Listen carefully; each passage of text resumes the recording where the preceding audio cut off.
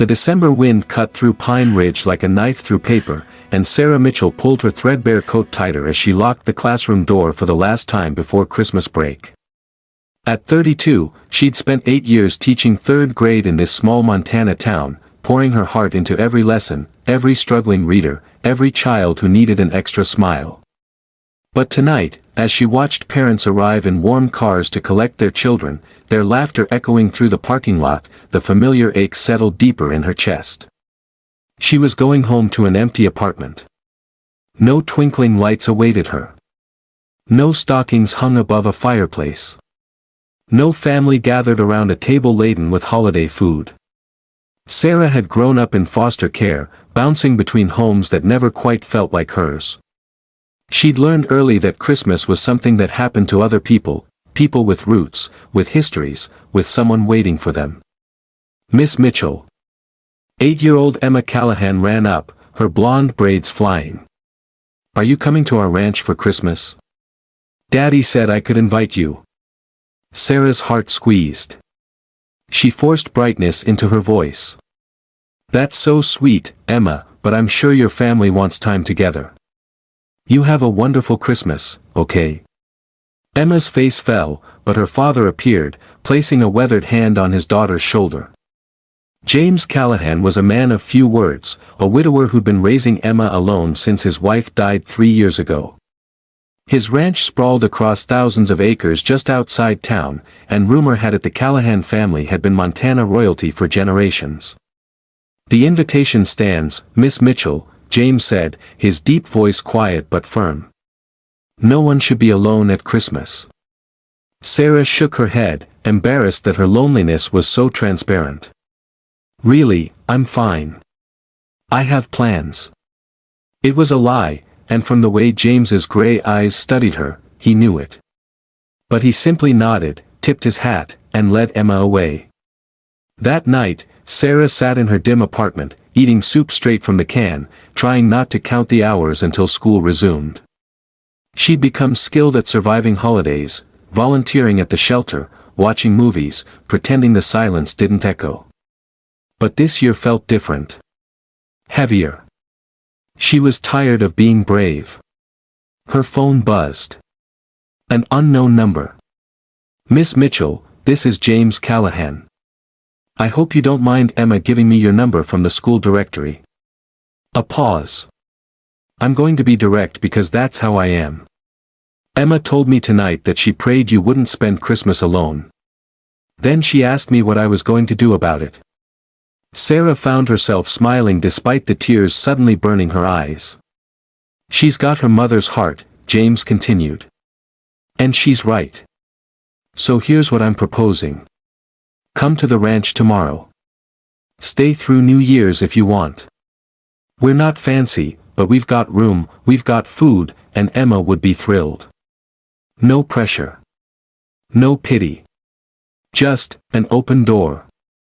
Sarah opened her mouth to refuse. It was what she always did, protecting herself from hoping for belonging, but something stopped her.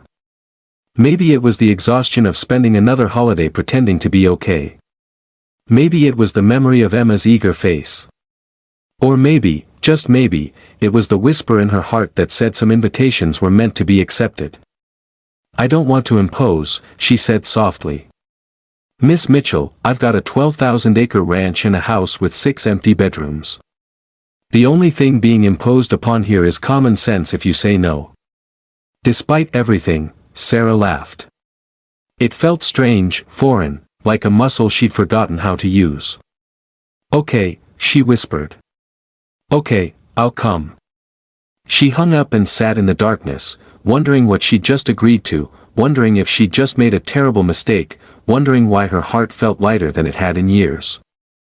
She couldn't have known that this single decision would change everything.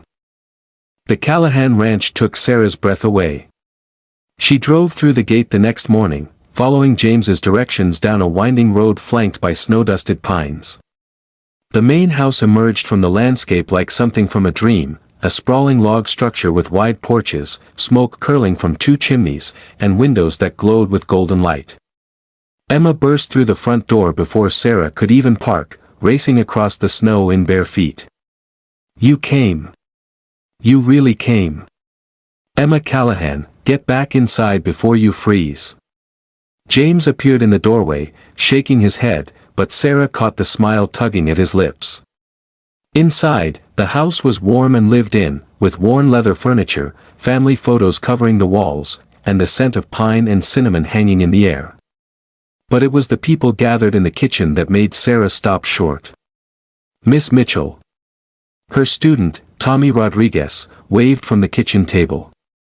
Beside him sat his grandmother, Maria, the school's beloved cafeteria manager. And Lucy Chen is coming tomorrow with her mom, Emma announced proudly. And Mr. Patterson, you know, the janitor, he's coming for Christmas dinner. And Mrs. Okoye from the library, and Coach Stevens, and Emma, let the woman breathe, James interrupted gently. He met Sarah's confused gaze. After I called you last night, Emma made me think. She asked why, if being alone at Christmas was sad for you, weren't we inviting everyone else who might be alone too? Sarah's throat tightened. You invited all of them? Not just invited, Maria said, standing to embrace Sarah. James called each of us personally. Said his house was too big and too quiet, and maybe we could all be unalone together. Throughout the day, more arrived. Mr. Patterson, whose wife had passed away in the spring. Coach Stevens, who'd moved to Montana from Georgia and had no family nearby. Mrs. Okoye, who'd immigrated from Nigeria 10 years ago and worked 3 jobs to support her grandchildren back home. Lucy Chen and her mother, who'd been living in their car after medical bills devastated their savings, though Sarah hadn't known, they'd hidden it well. By evening, the ranch house buzzed with life.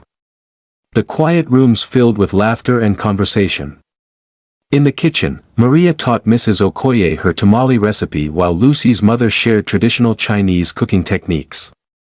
Mr. Patterson sat with Tommy, teaching him to carve wood. Emma dragged Sarah from room to room, showing her everything, the library with floor-to-ceiling bookshelves, the sunroom filled with plants, the cozy bedrooms upstairs. This was my mom's favorite room, Emma said softly, pushing open a door at the end of the hall. Sunlight streamed through tall windows onto a window seat piled with cushions. She used to read here every morning. Daddy hasn't changed anything.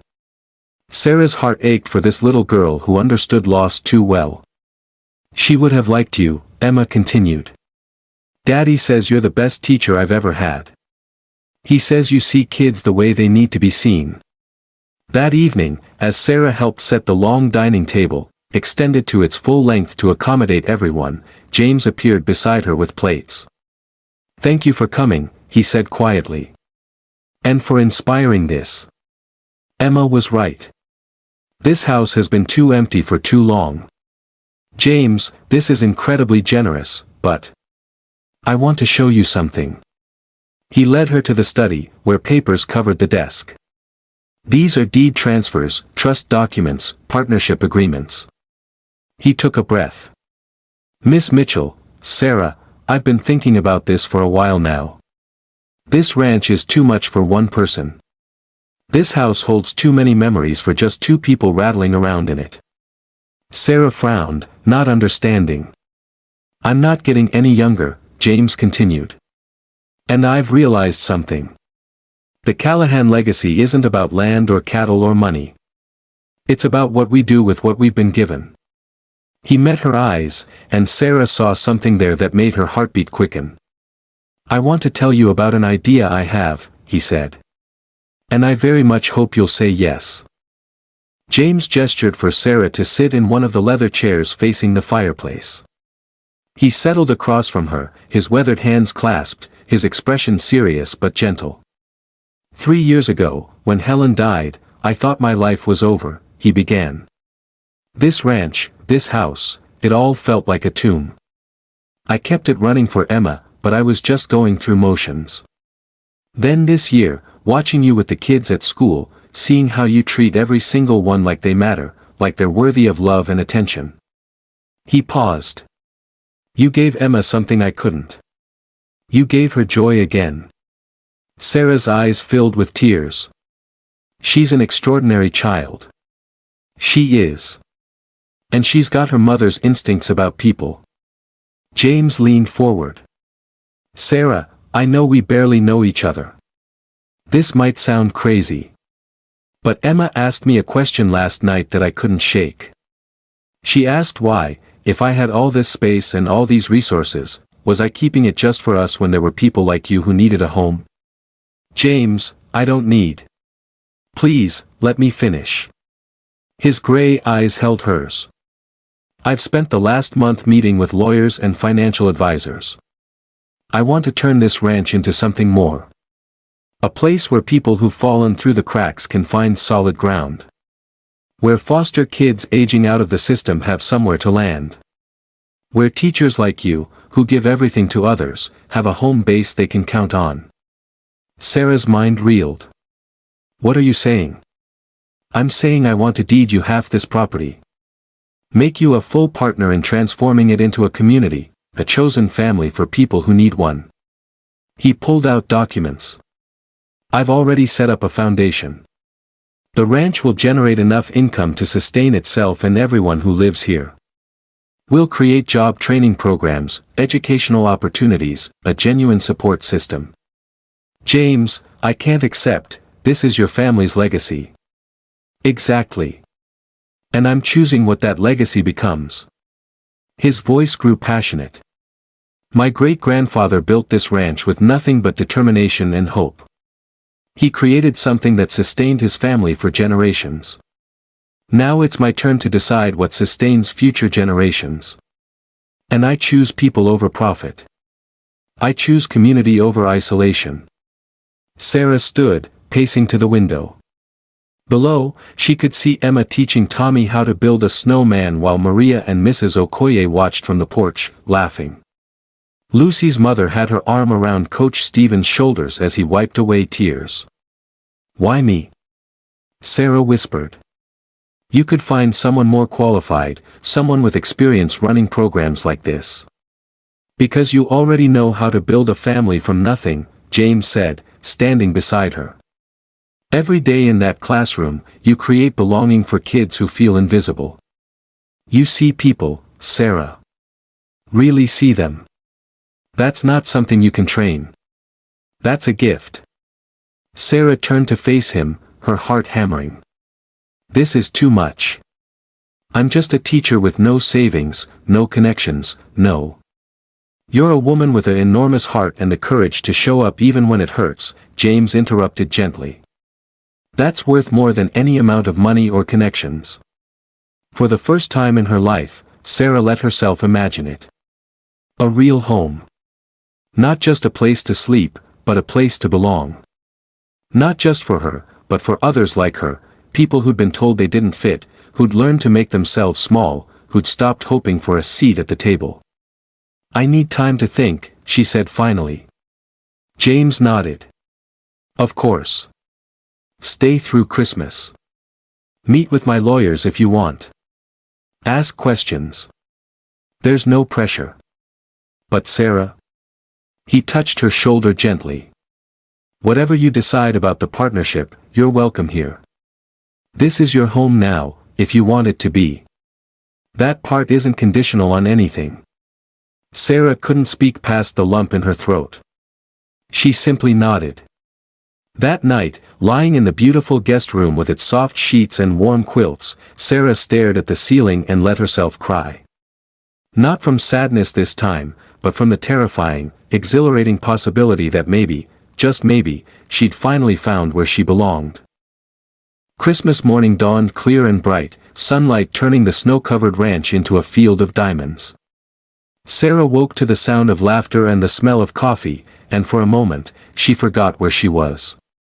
Then it rushed back, the ranch, the invitation, James's incredible proposition, and her heart began to race again. She found everyone gathered in the massive living room. A towering Christmas tree sparkled in the corner, and presents spilled across the floor. Emma squealed when she saw Sarah, dragging her to the chaos. We waited for you. Daddy said we couldn't start until everyone was here. As they opened gifts, thoughtful, simple things that James and Emma had clearly chosen with care. Sarah watched the faces around her. Maria, crying over a new set of professional knives. Mr. Patterson, clutching a photo album Emma had made of his late wife using pictures from the school archives. Mrs. Okoye, overwhelmed by the laptop that would let her video call her grandchildren. Lucy and her mother, holding gift cards and a key to the guest house, James explained quietly. For as long as you need. When Sarah opened her gift, she found a leather journal and a simple note in James's handwriting, for writing your next chapter. Whatever you decide, make it yours. After breakfast, as others settled in for movies and games, James found Sarah on the porch, watching the sun climb higher. I have my answer, she said before she could lose her courage. James waited, his expression unreadable.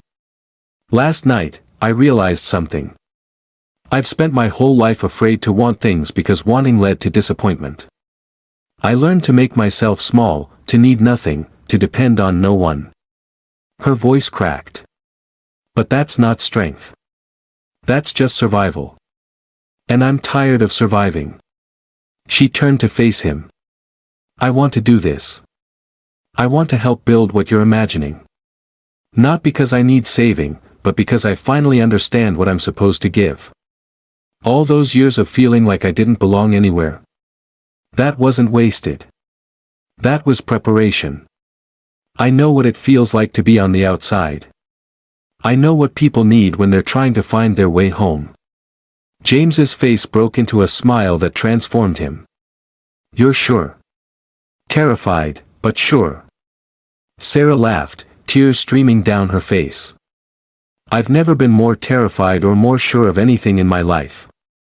James pulled her into a hug, and Sarah felt something shift in her chest, a wall she'd built brick by brick over 32 years suddenly crumbling. There's one more thing, James said, pulling back. He called Emma over. Tell her your idea, sweetheart. Emma bounced excitedly. I think we should call it the Mitchell-Callahan Ranch. Because it's both of yours now. A new family name for a new kind of family. Sarah knelt to Emma's level, taking the little girl's hands. You know what? That's the most perfect idea I've ever heard. That afternoon, they gathered everyone in the living room. James explained his vision, the foundation he'd created, the opportunity to transform the ranch into a genuine refuge. One by one, he invited each person to be part of it, Maria running the community kitchen, Mr. Patterson teaching woodworking and life skills, Mrs. Okoye developing educational programs, Coach Stevens leading wellness initiatives. We're not a charity, James emphasized. We're a community. Everyone contributes what they can. Everyone belongs, period. As the sun set on Christmas Day, Sarah stood on the porch watching her new family, because that's what they were now, building snowmen and stringing lights. Emma ran up, grabbing her hand. Are you happy, Miss Mitchell? Sarah looked down at this wise, wonderful child who'd somehow known exactly what her father needed, what Sarah needed, what all of them needed. I'm home, Sarah whispered. For the first time in my life, Emma, I'm home. And in that moment, Sarah finally understood, Christmas wasn't about being saved by someone else's generosity. It was about having the courage to accept love, to build family from choice rather than blood, and to transform pain into purpose. She'd spent 32 years alone, but she'd never be alone again. The Mitchell-Callahan Ranch, and everyone in it, would make sure of that.